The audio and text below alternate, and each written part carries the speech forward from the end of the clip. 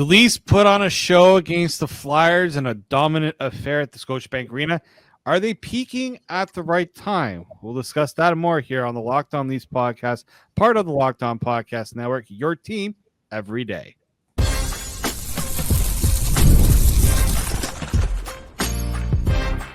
You're Locked On Maple Leafs, your daily podcast on the Toronto Maple Leafs. Part of the Locked On Podcast Network, your team every day.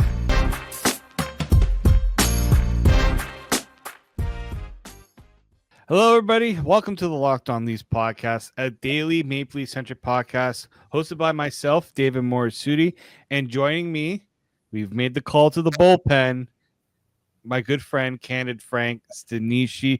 Frank, thank you for hopping on with me today. Oh, thank you for inviting me. It's always fun to talk about the Maple Leafs because you never really know what the last few games have in store. Yep. Yes, exactly. Stretch run here. Mike is, as you can see, not here. He is, guess it, he is on a boat or going to be on a boat very soon. So you will have me for the rest of the week. I believe Mike will be back on Monday. We're still working to confirm when he'll be returning, but Mike is he's going to take a little bit of an opportunity to get some R&R before the playoffs begin.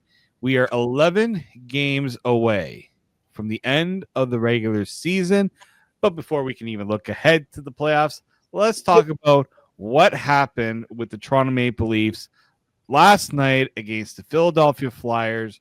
7-2 victory. A lot of happy people at Scotiabank Arena. Nobody could complain that they didn't get the value for the high price ticket that they paid for. And it was probably their most dominant win of the season, I would say. There was no doubt. Yeah, they got scored on first, but they made sure there was no doubt that Philadelphia is a bad team and the Leafs are not a bad team. I think it's a good way to characterize that game. Yeah, again, thanks for giving me this time to be on. I have to say, the second line for the Leafs took over that game. I think more than just the team, it was that second line. And I know you want to talk about the way some of those players on that line are playing, but I'll just talk about the fact that the Leafs went into that game, and Tavares said at the end of the previous game, "I'm pissed." And the reason he was saying that was because they lost to a team that shouldn't have been in the game with the Leafs. The Leafs missed a chance to add some points, and they played poorly after they had a good start. In this case, the reverse was true. They started poorly, and then it was almost like I felt, David, watching the game, was like a wake-up call. You know, it was like that goal. I went, wait a second. Oh, no, this ain't happening. And then, Tavares and Nylander took the team on their back and did what they can do with, something the Leafs need from that second line. Second line scoring is very important, especially when you're not getting the kind of scoring from the first line that you would normally expect. No, and I think that's very crucial in this time where if players are having an off day, you need to find ways to have other guys step up and contribute. And look at this game. Obviously, 4 points each for Nylander and Tavares. They have just been on a roll lately. We'll get a little more into their individual performances in this game. I think the big thing to really look at here, though, is that second line. Ever since they were put together, I believe it was the Rangers game, it has been the Leafs' best line. It's been the most, I wouldn't even say the best line. It has been the Leafs' most consistent line in that stretch. Look, you can go back and look at previous episodes. I had been a big proponent on bringing Bobby McMann up to the top six. I know Mike made good reasons to, you get to make sure your third line doesn't drop off too much offensively. I just think that with the minutes that second line gets, with the minutes those guys get, they needed that type of presence on that physical presence. And Bobby McMann said it after the game. Each of us brings something different. to that line. Now, we know the best version of that line. Really, this is the best that this line has looked since Max Pacioretty was on that line, and Nylander, Tavares, and Pacioretty were just running roughshod on teams. There was that one stretch earlier in the season. But what I like about Bobby McMann on that line is the tenacity he plays with. He can score. Now, Max Pacioretty is a known goal scorer too, but we also know Pacioretty has had the injury issues he's had. He's not the player he used to be. Injuries have taken its toll. Age has taken its toll. Bobby McMann has brought a dynamic to that line that was needed. And frankly, you agree or disagree, Frank, I don't think that line has ever had that dynamic on a consistent basis in the time that Nylander and Tavares have played together. Nylander and Tavares are two very talented players. And the biggest thing I can say about that line is the way they're playing. When you consider the fact that Nylander, he's signed and he's playing like a player playing for a signature, if you know what I mean. He can be like that. And they were mentioning on the broadcast, and I totally agree. You can almost tell from the first shift what he's going to do. And when you see him start to move and skate, and the way he handled the puck and the way he was able to have it on a string, it was we sometimes, I think, those of us that watch the Leafs are a little bit spoiled. I know sometimes it seems like we watch and witness Leaf fans pay too much adulation to their players, but there are also times when you realize there's a reason for that. And Nylander showed us in last night's game why he's someone that you can admire as a hockey player. His talent is unquestionable. 3 40-goal seasons, that's pretty good stuff. But I think one of the most important things, David, because I want to stay away from Nylander and Tavares because you want to focus on them a little later. I think the defense pairings were a key as well and are a key. As much as you bring a guy in, right? You bring in a big defenseman. You've done something with the Leaf defense under Treliving. They've changed the whole dynamic of the size of the team, and because of the size of the team, they can impose their will on a team and or absorb the punishment that offensive players dole out to defensemen. Right, so we're seeing an ability for the Leaf defense to withstand a lot of that physical abuse that defensemen take and will take in the playoffs. I think that's another thing that's important as well. And the defense has been contributing to the offense, David. Yes, it certainly has. And there's one thing I want to talk about before we talk about the defense. And that was some comments made by John Tortorella after the game. Because the Flyers looked like a team that's waiting for the season to end, want to go and book their off-season trips, right? All the players are kind of I wouldn't say packing it in necessarily. Like, I don't think teams initially do that all the time, but it looks like that. That's the feeling I get. He said, and the Flyers are 1-8-1 in the last 10. So they're just really down in the dumps. When you're in this type of situation, you're losing all the time, and there's nothing at the end of the tunnel for you. There's certainly going to be some frustration. This falls on me. I'm not really interested in learning how to coach in this type of season where we're at right now. I have to do a better job. So this falls on me, getting the team prepared to play the proper way until we get to the end. But it was that one comment. I'm not really interested in learning how to coach in this type of season where we're at right now. So yeah, that's something that he's a competitive guy. If there's nothing that we've learned about the man, it's his competitiveness and the lack of competition probably eats him from the inside out. And he knows it. He's telling you. He's by that statement, he's saying, I don't like this. This isn't the way I want to coach. I need to coach with a purpose. And this is purposeless, situation. Yeah, no, it's very interesting just to hear Coach kind of, in a way, kind of say like he's just, he doesn't want to give in to too much of what's going on with like where this team is. He doesn't want to, I wouldn't say adjust because coaches have to adjust, but it's almost like I'm not going to reinvent myself just because my team isn't in a good spot right now. He kind of wants to stay to his philosophy, which we all know. John Tortorella lives and dies with the way he coaches. So it's just very interesting. All right, we'll take a break here. Can I add something just real quick to him? The way they focused on him every time the goal was the first 3 goals were all scored. Yeah. He goes, "That was us again, right?" Anyway, that's all I wanted to say. Yeah, no, you could pant him anytime a goal or something happens, and he's going to give you something. Camera loves him. Camera loves him, as they used to say. Yeah, so we'll dive a little bit more into this game. We'll take a break here. We'll get into some of the individual performances. We've already kind of teased a bit of how good we've seen from the second line, but how good has it really been? So we'll discuss that here as we get into the 3 stars here on the Locked On Leafs podcast, part of the Locked On Podcast Network, your team every day. Today's edition of the Locked On Leafs podcast is brought to you by Indeed. You just realized your business needed to hire somebody yesterday.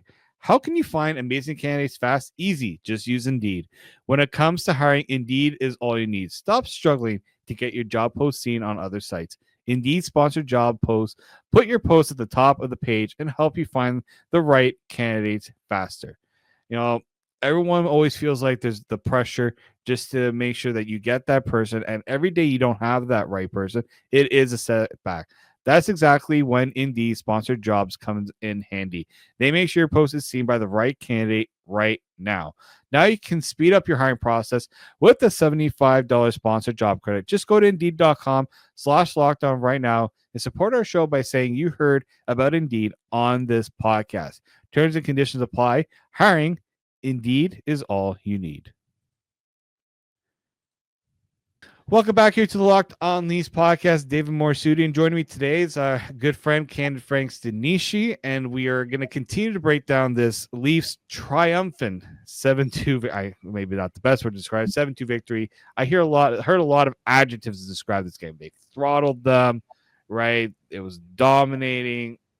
There were a lot of ways to describe this game, but I think the big one here for me, when you look at this game last night, it was almost like a reaffirmation of this team that, hey, we are good. We can beat a team like Philadelphia handedly. We can display some dominance. Now, I will say, not everybody displayed dominance in this game. There were only, in my opinion, there were only a select few individuals who really stepped up to provide something.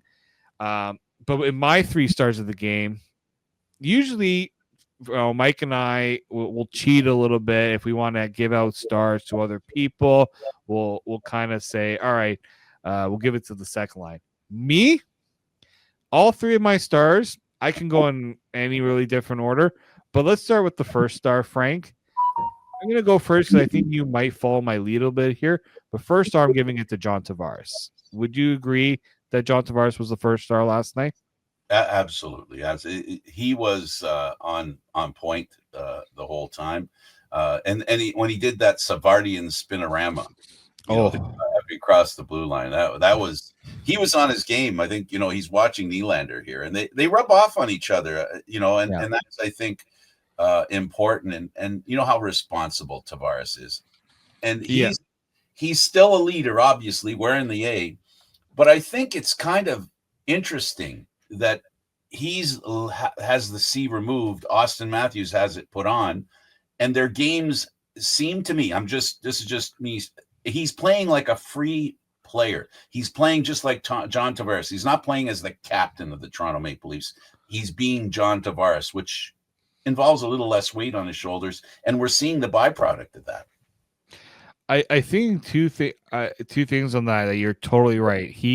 It feels like he's playing as a bit of a different player because he's not technically the captain anymore, but I feel like he is leading more by example than he's ever in his time with the Leafs.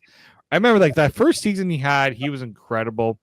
I think he was he didn't have the captaincy right away.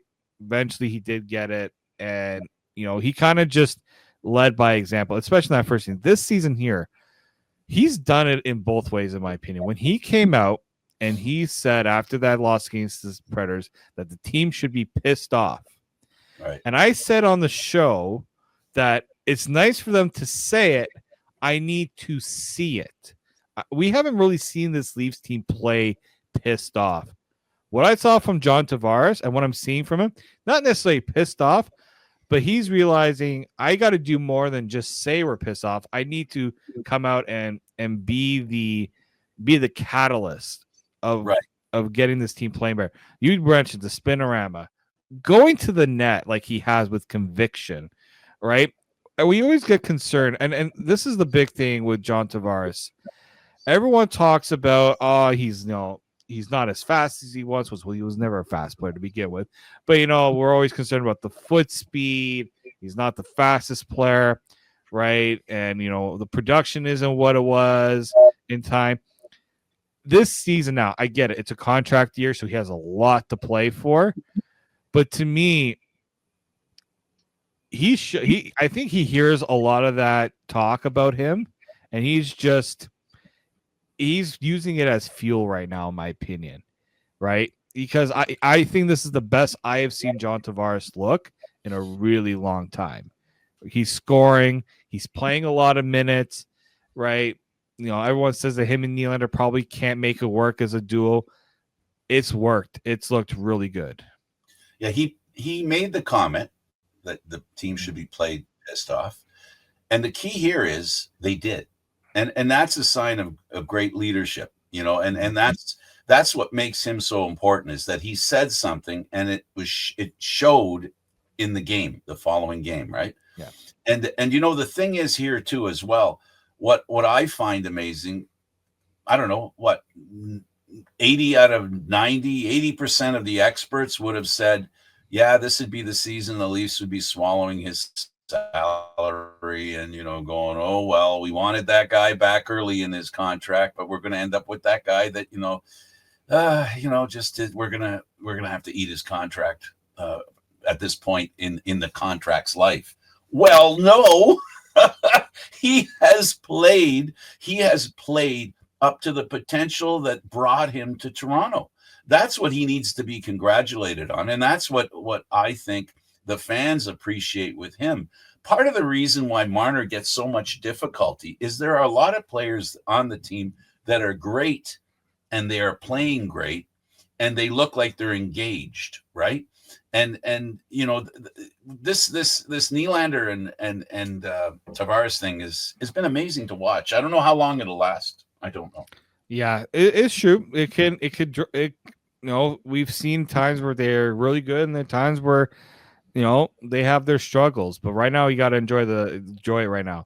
Let's get to the second star, and I think it's pretty easy to say it should be the guy who just, for the third time in a row, third straight season, is a 40-goal scorer, William Nylander. Some teams are happy just to have one 40-goal scorer on their team.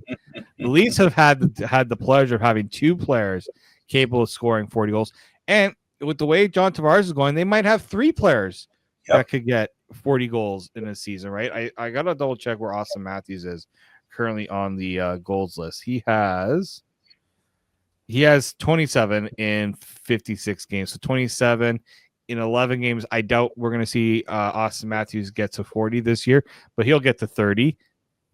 Pretty good bet he'll get to 30 over the last 11 games. He has more apples, right, than normally he does. Yes. Yeah, he's still a point per game player, well over a point per game player. But William Nylander, he's only the second Swedish player to have 3 straight 40-goal seasons. The other one, Marcus Naslund. It's not even probably the one you were thinking of. Is Marcus Naslund is the only other player, Swedish player, to have 40 goals, which I find pretty crazy. But I just really enjoy what we've seen from Nylander this year. Again, it's not always flashy, but he shows at the right time,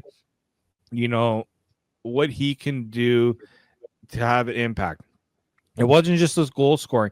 He also had quite a bit of an impact on how John Tavares played with his playmaking ability. I think that was really the difference for me from Nylander in this game, was he wasn't just doing it on his own. He was making the other guys around him better. And I think that is going to be so crucial down the stretch and when the playoffs come around, that when things aren't going right, yes, you kind of want to be the one to try to lead the charge, get things better, but get the guys around you also going too. And I think that's what I saw from Nylander in this game. Yeah, and then unfortunately, the truth is that unless the first line of the Leafs plays consistently better, they're going to rely more on the second line, and that's why it's important that this second line do what they've been doing, and are able to do it when necessary. The third line is something that they're playing around with now because it kind of hit a wall a little bit, and that's the thing about this Leaf team, right? They brought in two guys, one on defense, another center. Penalty killer. Team was having problems with that. So rounding out this team gets a lot easier when you have the star players playing like stars. And the best two players on this Leaf team last night were clearly Tavares and Nylander. But I'm sure the third star that you're going to refer to just might happen to be on that line as well, I think. Possibly. Maybe. Yeah. I mean, how could you not see what Bob McMann has done and not look at him as the third star in this game? Yeah, 20 goals. Bob McMann, 20 goal scorer. $1.4 million. He might be the best. We have said it. He is probably the best value contract on this Leafs team. Oh, he absolutely, there's no doubt. I don't know how you could even. It's not even close. It's not even close. I don't think it's close. I think you're right. Like as soon as that deal was signed last year. Because he stays. Actually, we came past the 1 year anniversary of that deal being signed back on March 13th last year. It was a 2-year, $1.3 million deal. And I was so excited for it. Like it's almost like you don't want to seem like you're too excited about a player who's making 1.35. But I said that is going to be such a value contract, no matter where he plays. It's what you need today. It's what you need today. You got to get decent contracts mixed in with the ones that maybe aren't so decent. Exactly.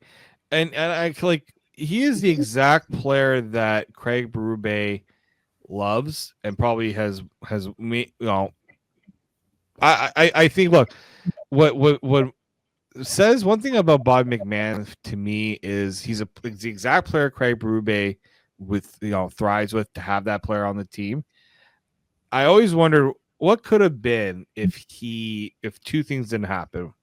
If he had come up a bit earlier, because he is a late bloomer. People have to remember he's 28 years old. He's not a young guy. He's aligned with this current core of players. And I do experience is what you're. Yeah, but he's got some. He went his story. People I don't think understand truly how tough his journey was to get to where he is, right? He's an Alberta native, went to the NCAA, obviously went undrafted, played all 4 years in the NCAA, went undrafted, got signed by the Leafs, played with the Marlies, was in the ECHL, okay, went to the AHL, saw some really good numbers from him, ECHL again, then he got up with the Leafs. And again, back and forth. And last year came very close to not even being on the Leafs anymore. They were potentially going to put him on waivers until a bunch of players got injured and sick, and he took a spot and he ran with it. And what disappoints me about Bobby McMann is I think we missed out on what he could have done in last year's playoffs. The Leafs needed a Bobby McMann in the playoffs last year. And he got hurt at the end. And look, knock on wood, I don't even want to say this right now, but I have to. The only thing that worries me about Bob McMann is an injury, is if he gets hurt and you lose that impact, right? He's missed 9 games. Missed 8 games this year with injury. And I think that hurts so much this team because he is such an important contributor. The Leafs don't have, other than maybe him and Matthew Nyes, they don't have that big body power forward on the wing. They don't have that. So he brings it. He brings a lot of it. His skating is pretty good. And just, being able to play in so many different situations. I really like that fit on that second line. Keep that second line together. Don't even touch it. like when you put like when people are so OCD about like how they have their office rearranged or the kitchen arranged, it's like put it together, leave it, don't touch it. Like don't even look at it. Don't touch the second line. The second line is fine. Don't need to do anything with it. I think it's been such a treat to watch the second line go, and it could be this type of line that really dominates potentially in the playoffs, considering all the attention goes to Matthews, all the attention goes to Marner in a lot of ways when playoff time comes around. That I really like what the second line brings.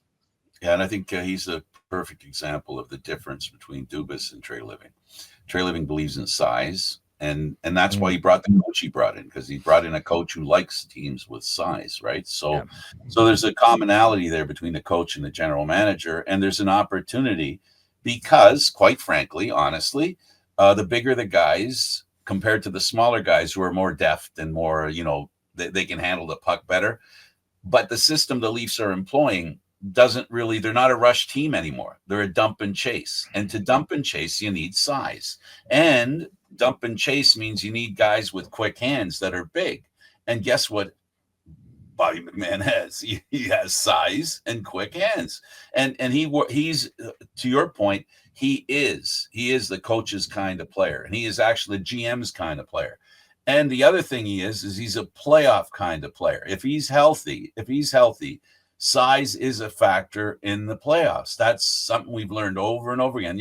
The Leafs have changed. They've been forced to change. Changes were made. A GM was changed.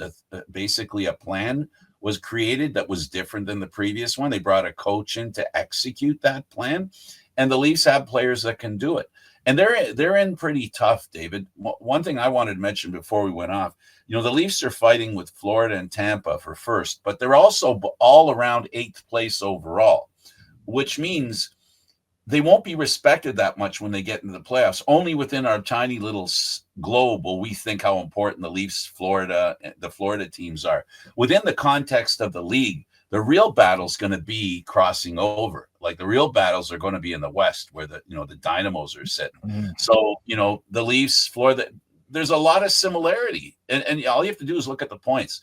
So a guy like Bobby McMann, taking your point, is going to be very important to the Leafs, considering the balanced basic discussion teams are going to have in the playoffs. His size and his quick hands are going to be very helpful. And to your point, that line is going to be important. Yeah, very important. Let's talk a little bit more about kind of this stretch run here, and sometimes we talk about is it bad when teams peak too early? Is there the right time for when you want things to kind of gel together? There's a lot of things like that I've heard being talked about. So we'll discuss that next here on the Locked On Leafs podcast, part of the Locked On Podcast Network, your team every day. Today's edition of the Locked On Leafs podcast is brought to you by Trade Coffee. If you're like me, your mornings have to start with a good cup of coffee, an espresso for me. But I got tired of settling for the grocery store brands that just weren't cutting it. That's why I turned to Trade. And let me tell you, this coffee is next level. Trade is the #1 specialty coffee marketplace in the U.S., bringing you fresh coffee from over 50 of the top countries' roasters. Their experts have taste tested thousands of coffees, curating over 450 amazing roasts, whether you're new to coffee or know exactly what you like. They'll handpick the perfect match for you. And that's exactly what I did. I went on the website. I told them kind of how I like my coffee to taste, what sort of things I look for. And I got the Blendo Stupendo from Sterling Coffee Roasters. I keep the bag around just because I love the aroma of it, and it's just great. What I like about it too is it's a subscription service, so I don't have to make a run to the store if I figure it I'm out without coffee. Just some rich flavors, and you take a quiz, and under a minute they matched me with a roast that was fresh, smelled incredible, and it tasted even better. And if you don't love your first bag, they will trade it for free until they get it just right. So right now, Trade is exclusively offering our listeners 40% off your first order at drinktrade.com/lockedonnhl. That's drinktrade.com/lockedonnhl for 40% off your order. The Locked On Leafs podcast continues here, and I want to thank you guys for making Locked On Leafs your first listen of the day, or it could be your second listen. I'm not sure whenever you're getting this, but also for your second, third, fourth listen, please go and check out the Locked On NHL podcast because they cover all of the league-wide stories that matter, and they also give you local coverage from local Locked On podcast experts. Find Locked On NHL on YouTube or wherever you get your podcasts from. And I have to also say, because it is the eve of the MLB opening day, go and give our buddies over at Locked On Blue Jays a follow. If you like what we do here on Locked On Leafs, I'm very sure you're going to like what they have going on there at Locked On Blue Jays, who are there are no shortage of storylines to follow when it comes to the Blue Jays. But we'll discuss. We got a little more time. We can give our thoughts on the Blue Jays a little later because we do have to continue with the Locked On These podcast here. And there's a couple of storylines that are little things that people have been asking me. They would, when we look at the standings and we look at teams, potential matchups Leafs would have. Obviously, right now, if the playoffs were to start today, Leafs Sens first round because the Leafs are first in the Atlantic Division once again. That is because they have the regulations plus overtime wins tiebreaker over Florida. Who is funny because the Leafs and Florida both have 35 regulation wins. The Leafs have won more games in overtime than Florida has because Florida has a few more shutout wins. It wins in the shootout. They have 5. The Leafs have 1. The question somebody asked me was, is there a concern if the Leafs peak a little bit too early, right? And can they maintain what they are doing? And I think part of this came from seeing what the St. Louis Blues are doing right now. I don't know if anyone has if you haven't kept your eye on the St. Louis Blues, you're missing out. It's probably one of the great stories going on right now since the Four Nations break. Absolutely incredible. The run they have been on. They have won 7 straight games. I think they are I think they have the most wins since come back from Four Nations. They are just on another level right now, well into a good spot right now in the playoff race. But people wonder for me is let's see the Leafs go on a big run here to the end of the year because we know there's been a lull. 5-5 in the last 10 games. It hasn't looked pretty. But if you get on too much roll, is that a bad thing, Frank? If a team I'm of the mind that there are too many things, too many factors over the years that have created a good discussion about it. In other words, there's no cut and dried answer to this question, and because of that, I'll tell you this: as far as peaking too soon, sure, you can give a lot of effort. Right. And that's what we're talking about here. If they're working really hard to finish first and use up a lot of injury and also maybe bring on a few nagging injuries, the kinds of stuff that keep you playing, then that's where, peaking too soon could be a problem. The peaking that they can't do too soon, in my mind, is work on the process, the way they play. I think that's more important than anything else is the structure, maintaining it and repeat, wash, rinse, and repeat the system that the coaches are putting in place. You now are settled in with the players that you have, and you got to do your best to protect the players that are playing well, to your point, and also create opportunities for the players who aren't, right, to play better. So I guess that... Is there a specific player, Frank, you're bringing in mind there? Laughton is one because he comes advertised, right, and he's a guy that this team felt could fill a hole that they had, and I think the penalty killing and the third line, not so much scoring, although they were hoping for some of that as well, hasn't been as good as it can be for him. So he has to play better, but I think for him, it's more of an emotional adjustment rather than, a system, playing the system adjustment. Here's a guy who's played 12 years in Philadelphia. Now, all of a sudden, his dad can drive to the game. I don't care what anybody says. that feeling must be amazing for a son to know that after 12 years, his dad can come anytime he wants to watch his son play. That's got to have at least a subconscious effect on him. So once he wrestles with that to the ground and gets that under control, I think he'll be the kind of player that they expect him to be. And we know the coaches told him, hey, simplify your game, penalty killing, get in the corners, work hard, be the guy that goes in there and irritates the other defense when you get in there. And you do that, you'll be fine. See, this is the thing about Berube that is so I like.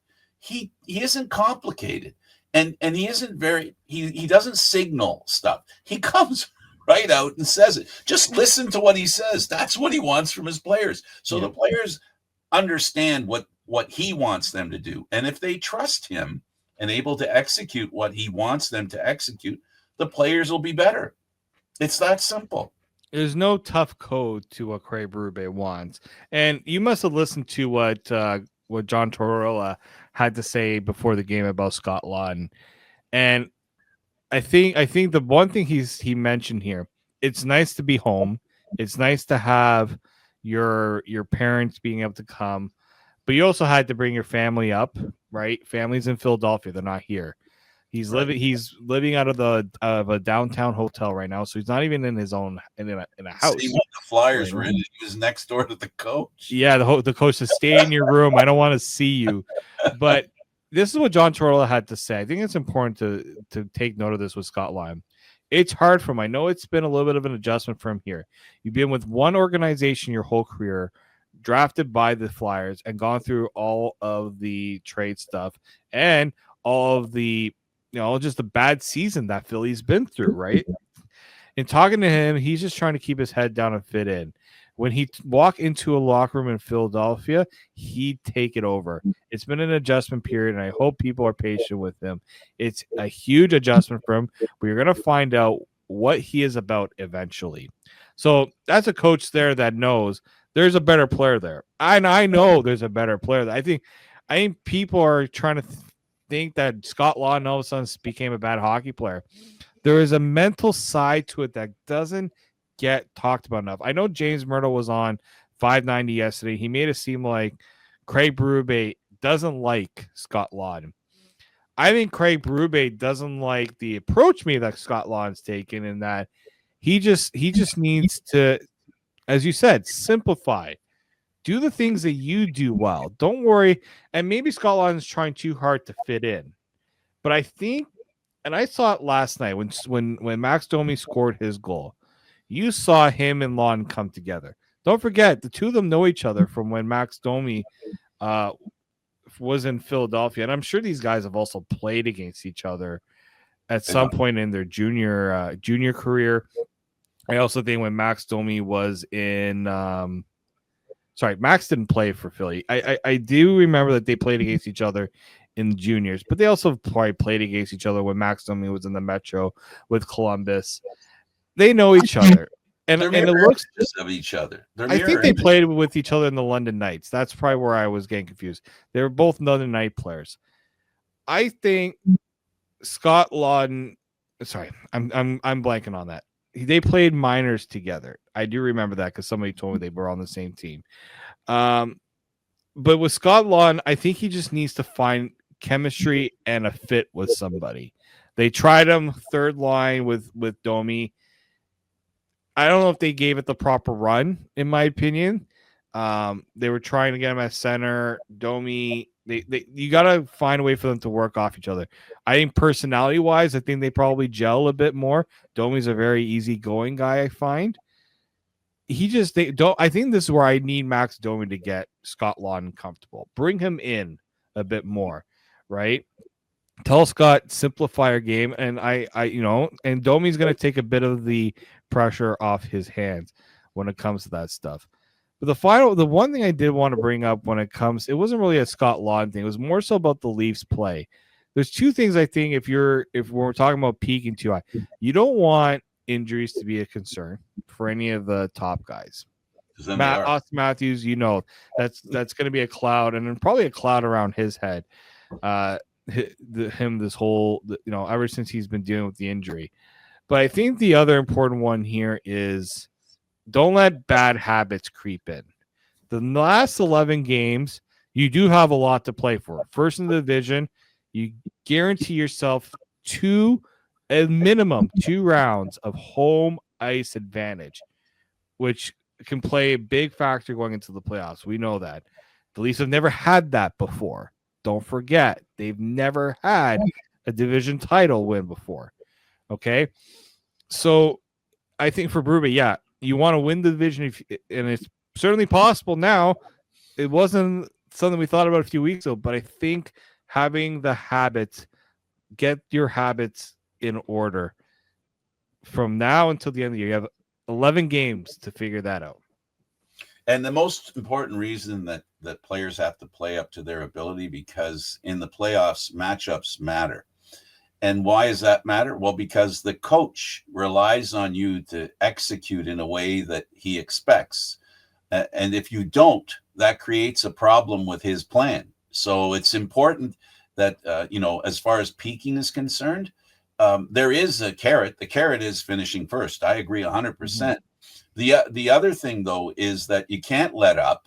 You can't let up. When we talk about peaking, that sounds like you're trying really hard and you're succeeding, right? And which I don't think is something you never get away from. You always try to get better. The key here is for the Leafs to play as individuals better, to fit in the team better, so that the model that the coaching staff puts together in the playoffs plays the way they can. And your Ty Domi, Scott Laughton conversation plays very, very importantly. Scott Laughton not only has to figure out how he fits in the big picture, he has to figure out how he fits in each line that he ends up on, which hopefully will be an education moving forward. When he gets back on that line later on, he has a history to rely on, right? So at the end of the day, he has to play as well as he can so that he can have that memory of how to play with those players, because it's all about team in the Stanley Cup playoffs. It's all about how you play as 4 lines. It's not 1 line. That's the regular season stuff. 2 lines. That's regular season stuff. 4 lines is what you need to do. So a guy like Scott Laughton, who plays in the bottom 6 and has extra ice time to kill penalties, needs to be on his game. And whatever the coach and he can do to bring him out of this shell that we know he's in and bring him out to be who he is and who he can be, the better off the Leafs will be, which goes to your McMann thing too. It's just all the same story, right? It's not about really peaking too soon. It's about playing to your level, right? And that's what's important, and maintaining that. Get that consistency. So we'll see how that all goes. We'll end it there because we do have more time to talk about this final stretch run. The Leafs are off on Wednesday. They will be on the road. It's a California road trip. So we'll discuss that game if any of you guys are going to be up to watch it.